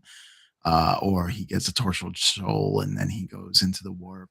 Because I think that being part of the Primarch and Primarch is immortal, that he put a little bit of himself in each one and his genius helix. So they're just different ways of being immortal. I think so Russ needs to find Yggdrasil, the life tree, in order to come back, right? Vulcan is I think the only one confirmed to have inherited their father's immortality. Oh yeah, it was perfected with Vulcan. I think all the other ones have to do something in order to come back, but Vulcan was just the perpetual period. I would like to see Ferrus Manus come back as a dreadnought. Just the consciousness inhabiting straight iron. You're just a headless dude. No, I mean fully mechanical. Have you read Eisenhorn? Legion of the Damned. Legion of the that would be really cool too. Have you read Eisenhorn? I have not, but I have it. The book. I like my brother Roxas loaned it to me. Just haven't read it yet. Sanguinius's essence is still around. He talked to Dante. Yeah, Yes, I yeah. love. There's a voice actor. Oh man, I always forget his name. That does readings of Horus Heresy, and he does a bunch of other stuff too. Not I like just his 40k orcs. stuff. I know He who you're does great talking about. works, but Yeah, where yeah, he did the he did the yeah. speech where Sanguinius talks to Dante.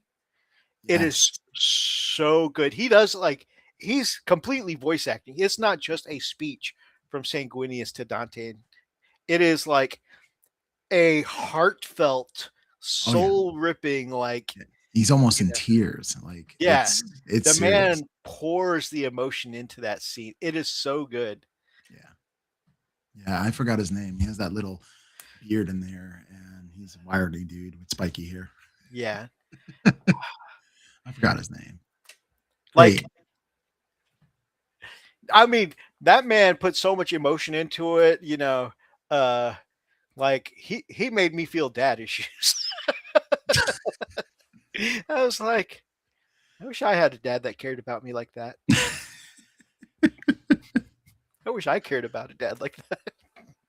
Yeah, I think all Stupid, the Primarchs are definitely immortal, stupid 40k just supposed to and be escapism. I think the two missing Primarchs are actually women. Mm-hmm. Chris The Tesla, yeah, that's him. yep. That's him. Yeah, yeah, Chris. Oh my God, he's so good. Oh man, that man can act. He also, I think he plays an orc in one of the video games, one of the orc forces Really, or something like that. He plays something in one of the video games. I would love to do a D&D session with him as being the Oh my DM. god, that would be amazing. I do a little voice acting, but not like Chris that. Tester, IMDb. That's the man. We're gonna go to screen share right now. You know what? Even Yeah, Chris he is. Tester, nobody can make the body mapping suit for look good. Nobody can successfully make the suit look good.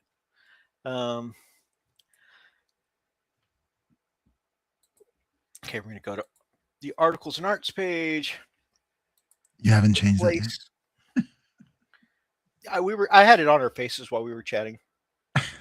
No, no, I'm saying the button labeled articles and art. Oh yeah, no, it's. I'm always going to call it articles and art just because. Tradition. IMDb. Like Fiddler on the Roof. Oh Okay, yeah, there he is. There he is. that's the Wow. guy. That is Um, the guy. Man, the okay, myth, he the is in legend. the game. He's in is it Total Warhammer or Total War Warhammer 2, and he Unsinkable. plays Lokir Felhart. And now I need to find out who Lokir Felhart On is. the bridge. Unsinkable TV series. Nice. Oh yeah. What else? Okay. Half Moon Mischief, Full Moon Mischief, Warbreaker, Levian. Oh, a Half podcast Moon Mischief series. and Full Moon Mischief sounds like when I have too much beans. Oh, he's in Space King for 2 episodes. Oh yeah, look at that. Uh, Fallout London, Fallout. Pathfinder, The Wrath of the Righteous, Dancing Mass, 40k, Road Traeger. Oh, Nice. he's in Rogue Trader 2. Yeah. Heinrich Van Kallax. Somerville. Wow. He's been in a Warhammer lot. 3. That's awesome. Poppy's Playtime. Bard's Tale. Oh, director's cut. Wow, what? I, I'm not even going to address that one. Is that the sporting goods store? He plays Vision in the Marvel superheroes. Dark Souls. Oh, Man Scorpion Tank. Tark. Man Scorpion Tark. he Uh, plays Dark Souls, that guy who says the really important stuff in one message and he'll never repeat it again. he's This not is the guy. everything you know to win the game. All right. I told you once.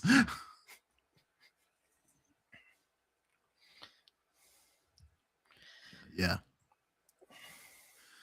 Chris Tester. You like to That's pretty test cool. a lot of things. Are you guys going to play Dark Heresy when it comes out? I believe that is the Total War 40K. If that is, then yes. I don't know right when it comes out because I don't tend to buy games when they're brand new most of the time because I'm cheap. But probably. I'm almost done with Expedition 33. I think. I think I'm almost done, unless it pulls a Castlevania and then you have to do the entire thing backwards. Who knows?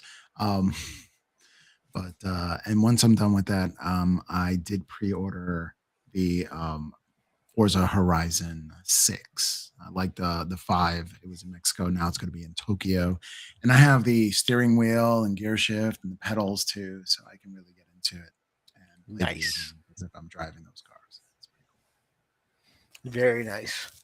cool. I do plan on playing Dark Heresy, Dark Light, and I do maybe plan on playing the RTS. The RTS is, oh my gosh, with the Ravens, the Blood Ravens.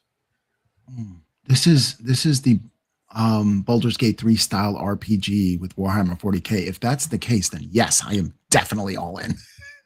Baldur's Gate 3 style. Yeah, if it's turn-based like that, yes, I'm definitely in. I love that. I love the tactical games like that.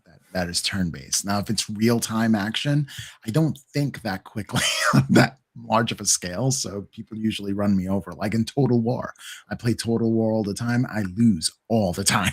So Yeah, that sounds badass, Darklight. Hell yeah. yeah, I'm in. Maybe we can have some playthroughs. Hell yeah. Hell yeah. I'm gonna have to check up on that Darklight. Yeah. All right, we got 20 minutes left in the show. We're gonna take a look at these last couple articles real quick. Yeah, I'm not a big Eldar player unless it's Harlequins. I want to play Harlequins I one day. am eventually going to paint up my slash Darklight's Eldar army and put them back on the table and add some new units to them at some point. Neat. They are a future project. And Yeah. when I do, these new Viper jet bikes are going to be badass to go with them. I wouldn't stop playing with them. I think I'd rub the paint off of it. I love the way these new Vipers. I've always liked the way the Vipers looked. I think jet bikes in general are just a really cool aesthetic, especially the Elven style. Yeah. And these are no exception. They're definitely an upgrade. And was it here? It's like Hobgoblin. I saw earlier. Oh, here it is. Yeah.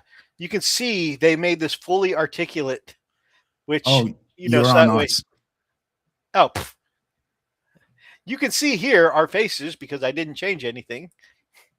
There you go. I'm fully articulate. Yeah, I would be playing with that all the time. I would rub all the paint off of it. I'm just not going to paint it. That's the only model that'll be gray. I love like the that back half. Yeah, I love that the turret is fully articulate. Now, I know me. I get tired of my bits moving around, giggity. You glue it in. Yeah, I'm probably just going to glue it in. Because like when I'm transporting it, I don't like stuff to like spin and wobble and move and stuff like that. That's another thing. They don't really fit that snugly, so it's all loose. It's like having the tank with the doors open up, or having a drop pod that just comes apart. Yeah, it's neat that it can do that though. It looks so cool. Yeah, just this picture alone is satisfying enough. It's very satisfying. That's why I've had it up so long. You can't stop looking at it. It's mesmerizing. It is mesmerizing. It's like doom scrolling. He's like, whoop, whoop, whoop. It reminds me of is like the first time you watch A New Hope and Han tells Luke to get into the turret hatch. Yes. And exactly he gets into it, and he can't just immediately shoot. When Luke gets into it, the pod has to rotate around to where he needs to shoot. Right. That's what that reminds me of. Is this like imagine the dude is both facing forward, like in a modern fighter jet, and then just like Han, he says, get on those bogeys, and the thing lifts up and turns around. So just like that scene in A New Hope. So the question is, are you going to put it halfway so it looks like a cap facing to the side like the Fresh Prince of Bel-Air? I am. I am. That is one thing. Like I see sometimes with people where they'll glue it in kind of at an angle because I don't know if they want to show it like in battle. Like and maybe I'm boring, but I like straight and perpendicular lines. Okay, so like when I glue a turret on, usually it's facing the exact same path of the tank. I like perpendicular lines too, but a turret's no place for that. It's just like I need to be lined up. We need this. Is it efficient to turn the entire tank to what you're trying to shoot at? No. No. It's more efficient to just turn the turret. What am I going to paint on my models though? I'm gluing it so that way the person has to turn the entire tank to shoot at whatever they're shooting. Zeno started tearing trouble in my neighborhood. I got into one little fight, and then Eldari said, "Yeah, you're coming with your auntie and uncle to Kamarov." No, not the camera. We're in the bad timeline now. I do like that they've got it kind of painted up in the Drukhari colors as well as the Mhm. the Craft World colors. It's pretty cool. Yanari. Yanari. They do call humans Monkai. Sort of like Dragon Ball Z. You have Monkai. Yep. So I know because I played against an Eldar player and he called me Monkai. And I said, "You keep that up and see what happens. You like your models, don't you?" it's funny because like listening to even like the 40K audio books aren't always the same. I've Yeah. heard Monkai and I've heard Monkey, and Monkey sounds a little too on the nose. Yeah, that's what I'm saying. Actually, if you look at the history, and I did watch a video about this, I think Wes Hammer said it. He said the word itself doesn't really mean monkey because Eldar has no real concept of monkeys, really, because that's pre-Earth, and they're not concerned with lesser races as humans, especially if we're throwing rocks and I don't know, driving vehicles like cars around. They were Yeah. too advanced for that. But it has supposed to be base life form. Period. That makes sense. But yeah, the similarities, the similarities are right there. I feel like that is a great in-universe explanation, but I think out like in world, Yeah. I mean not in world, but like overall, I think it's because it comes from that time period where GW just named things in a very tongue-in-cheek way.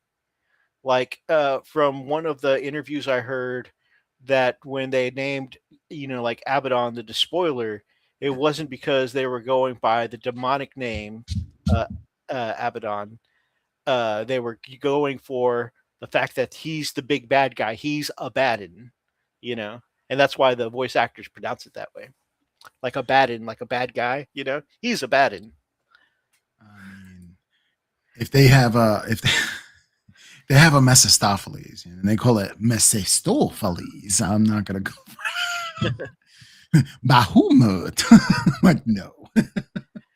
All right, so that is a cool new Eldar thing that I will probably add to Darklight's army at some point. That is cool. Every time I say that, Lily's like, "Yeah, Darklight's army." Wink, wink. I'm like, he might come back one day, you know. Exactly. The Darklight says the Eldar might not know anything about monkeys, but the creators, for Oh sure. yeah, that's true. And then we're gonna back this thing up, and we're look at one more. And I don't know how to feel about these as a person who likes Admech. I don't know how to feel about these new Admech models. This one's got a little bit of a General Grievous feel, I guess. Oh, definitely, definitely. Let's see. It's Defend exactly the Acadian that. Gate with the new Archmagos Terminus and new Skitarii heavies. Ooh, I mean, look at all the Skitarii. hands.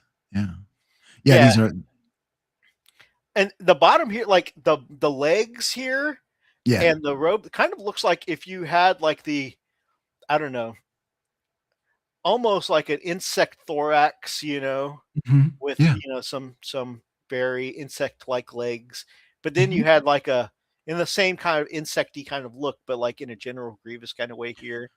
Well, the legs kind of look like the Defiler legs a little bit, especially when the Defiler was standing up. Fair. I But yeah, also do want to apologize for calling that claw a colostomy bag last time. It was inappropriate, and I'm sorry. It's the angle that I saw it, and I like it looked like it was coming from his stomach, and I was just not seeing it correctly on my phone because it was a small screen. So I do apologize, and I do like the Defiler by the I by. yeah, I I I might pick up also about 5 of them. I also don't like on my Belisarius call, he's got like a one of these he's got a Dr. Octopus kind of tentacle hand I coming do want to out of the paint belly him up. button. Yeah, I snipped that off and I repurposed that tentacle arm for something. I don't like these belly that's button that's not arms and his cables, and it's not aesthetically ethos. my jam. That's not his belly button. All right. Skipping over. Uh, That's his tentacle. but like I also think it's interesting, like this is basically the design of the Omnissiah axe for all the other Yes. tech priests, Yeah, yeah. but it's on its side. Like Yeah. so it's more like the axe blade is up here and the pick that is normally on top to make like a halberd kind of shape. Yeah. It's more like you're attacking with the pick end, I guess. Yeah, he's gonna hit himself on the head every time he makes a mistake. I know Or I'm not that he's gonna design hit is a weird choice for me. he's gonna hit that skull if it doesn't have the toilet paper just right on top of his head. I guess his thought process is if he needs to hit anybody with this, he's screwed anyways. Yeah, right. Turn it around. I don't know. No, so is this like a Terminator for Admech? Because it's heavies, right? No, that's below here. But let me look at the leader Oh, okay. first. Okay, The okay. leader is Archmagus Terminus. Oh, he's an Archmagus. Okay, got you. Yeah, I see it now. The fall of Cadia was, to put it lightly, bad news for all of the worlds of the Cadian Gate. Life was already a constant struggle against marauding renegade warbands, and now the traitors have free reign to bring their biggest fleets in and out of the Eye of Terror. In and out. Someone's going to need to shore up the defenses, and with the Forge World Agrippina firmly in Kavik sights, that's the new Iron Warriors war. I think that's what Belisarius calls his tentacle, Agrippina. Agrippinus. I grip Pina. All right. That job falls to Thulia Guild Archimegus Terminus of Mars. Yeah.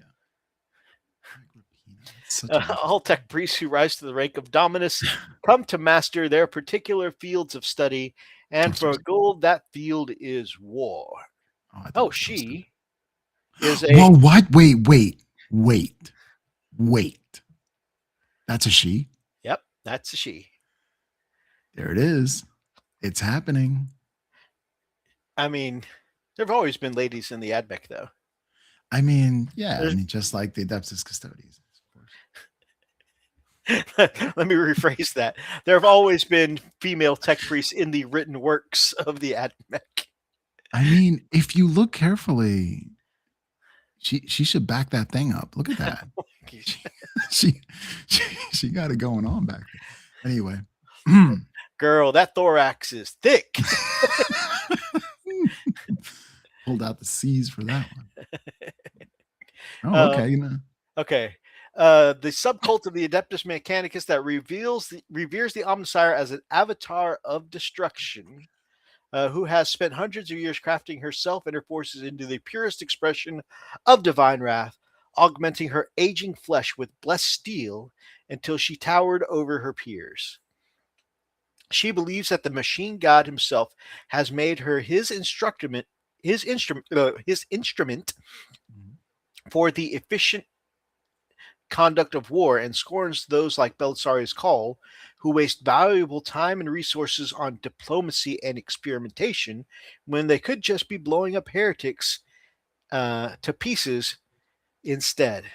In turn, Call and his ilk accuse Thulia of seeing no value in knowledge if it cannot be applied uh, to blowing up more heretics. And in fairness, they right.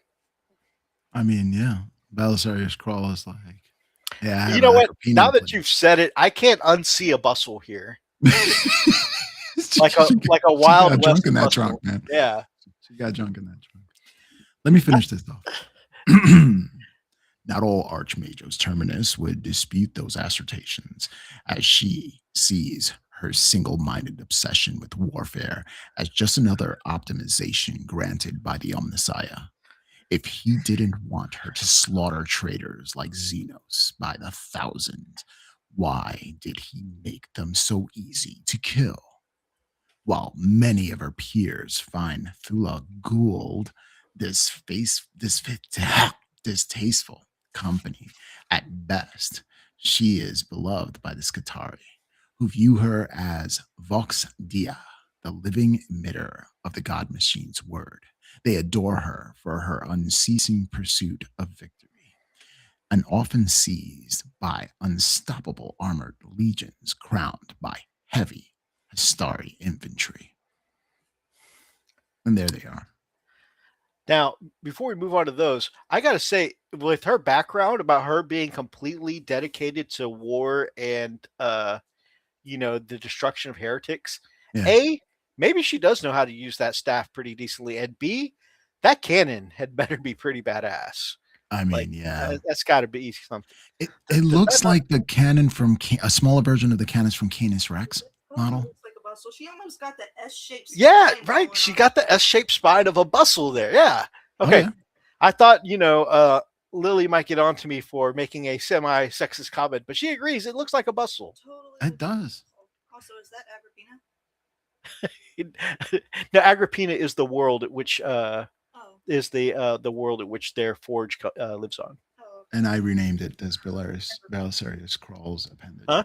I was about What? to say it makes sense. Agrippina is an old Roman name. Oh, okay. Agrippina the Younger was the mother of Nero. Oh, okay. Apparently, Agrippina is an old Roman name. Oh, really? All right, we're here looking at the heavy Skitarii infantry. Nice. That was pretty good, Lily. Thank you. I didn't know that. I'm learning. I love to learn. So. Yes, Look at these thank you guys. for helping These us learn, my love. Oh, you're welcome. Oh, look, it's the Arbites.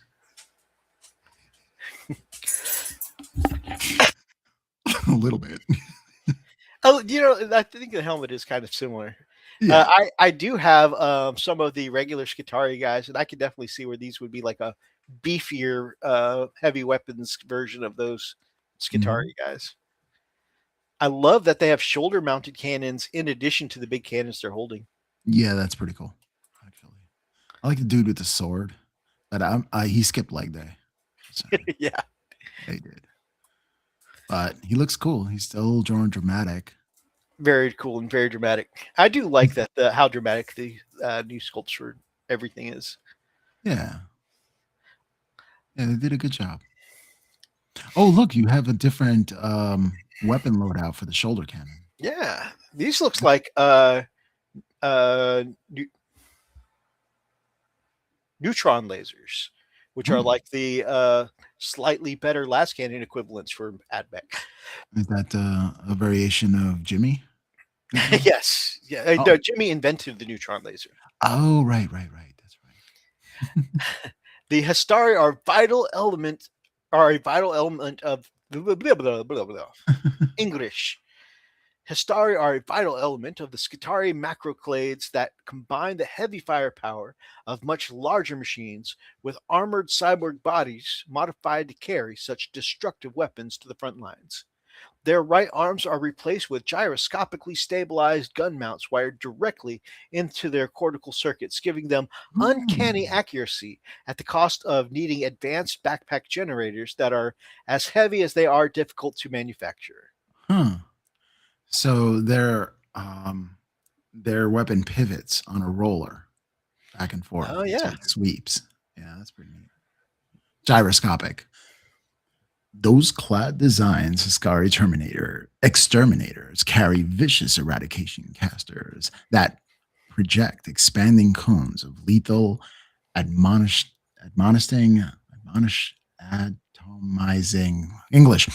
atomizing energy at close range with Haskari full sailors lance through vehicles and scramble their systems with pinpoint shots of their neutron fusiles. Both variants are highly effective at their chosen job, but complex and costly to create, ensuring that they're rarely deployed when their loss would be wasteful. So they're not like humans. Both Delia Guild and her legions of Astaris will be joining Warhammer 40,000 alongside the terrifying new Defiler, Mutilators, and Iron Warriors. Believe it or not, that's still not all that will be joining us for the next big expansion. So come back next week and bask in the shadow of the Armored Glory. Ooh. I haven't played my Admech in years. I know. Mostly because, as of 9th edition, their rules got an extra layer of complexity that I didn't want to deal with. But those guys look cool, and I think they should go into beefing up my Admech. You should play Admech. I haven't heard you talk about Admech in a very It's been a hot minute. Like I said, it's been years. Yeah. Very cool. Very cool. And that is right on time. That is our final article for the day. And there is one little mention that I'd like to say. Oh, you sure. don't have to turn to it.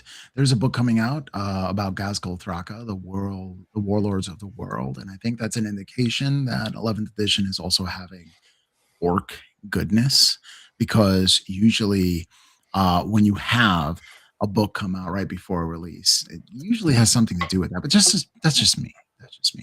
Another thing I wanted to mention, Tiberius, the Red Wake, is on death's door.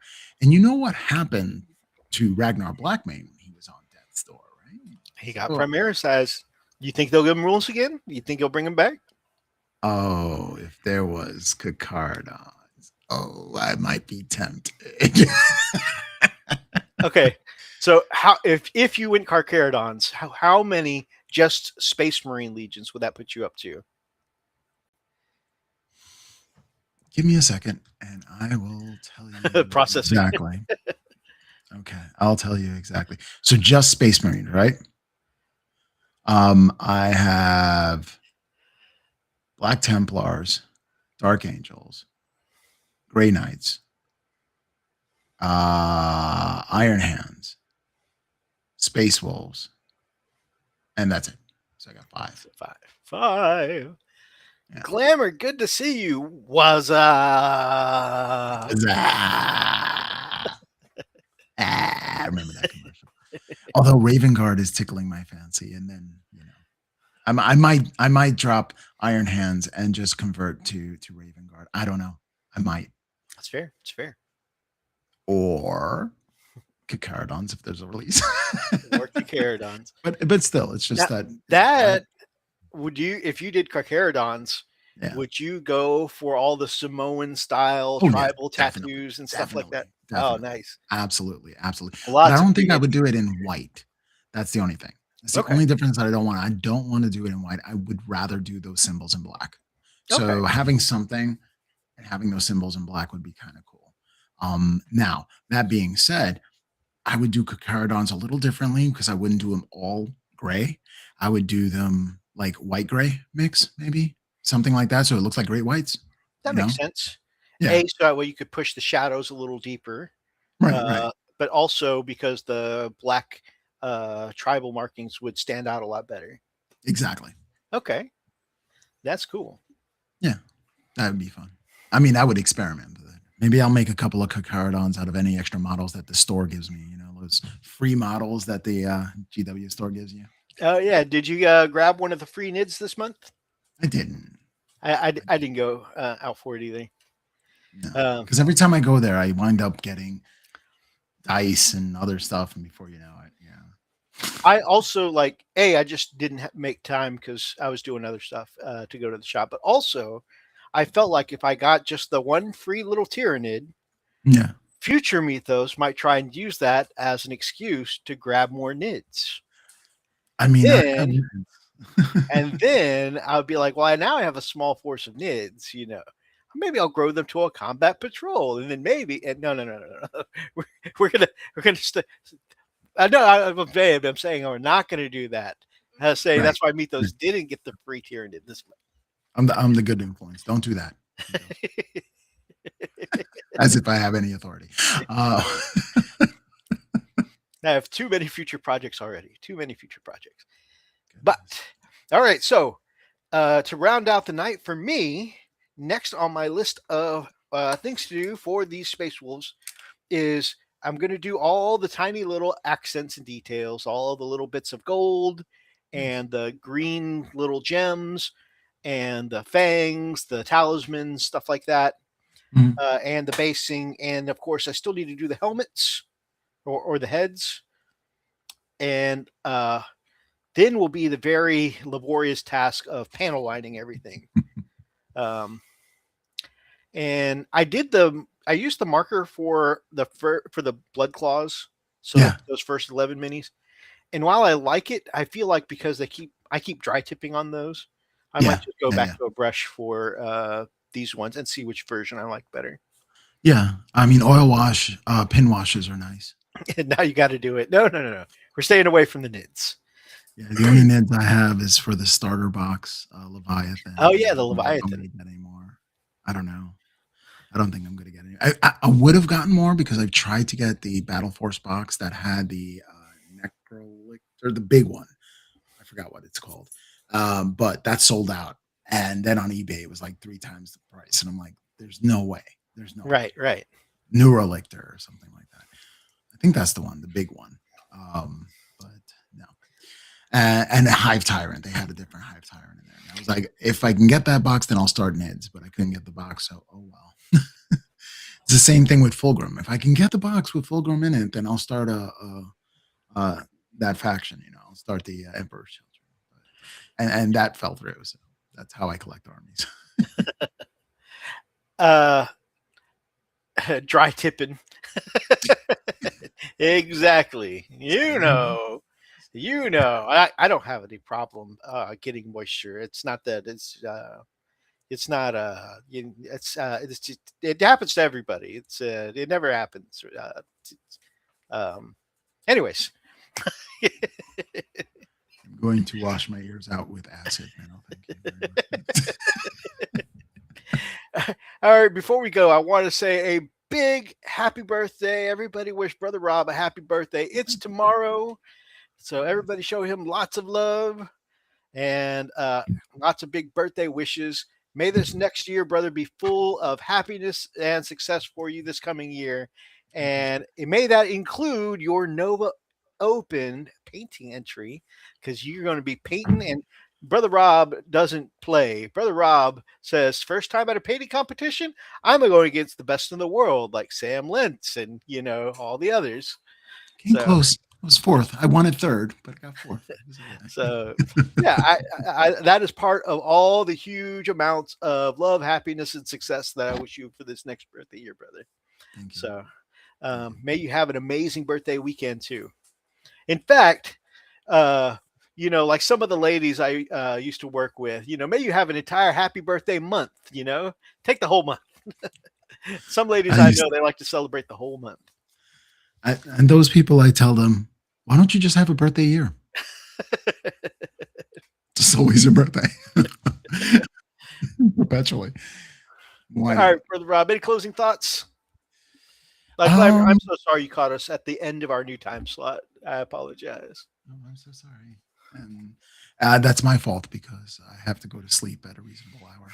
It's a team effort. This is time we've chosen that lines up our schedules to hang out together. I appreciate that. Any tips? Just find some time to hobby. It doesn't have to be a lot of time. If you just get an hour in, then get an hour in and you get some progress and get some happiness. Get away from the world, pick up a paintbrush and have a good time. That's all it's about. I'm trying that same thing. I'm trying to get myself back into trying to make time to paint for at least 20 to 30 minutes a day like I used to, because I've noticed that my focus, my attitude, my mental health is all better when I make time to just sit down and put brush to mini. So Yeah, I'm definitely going to be taking that advice.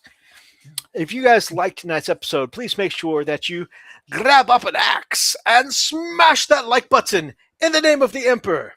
Drop some comments down below and feel free to be any part of any of tonight's ridiculous conversations. And if you guys are not yet subbed to this guy, not subbed to me, and if you're not subscribed to any of our friends, on our link tree below, the Friends of Wolfbrother Hobbies, then we'd love to have you as part of the pack here at Wolfbrother Hobbies. So subscribe. Until next time, fam. Stay frosty.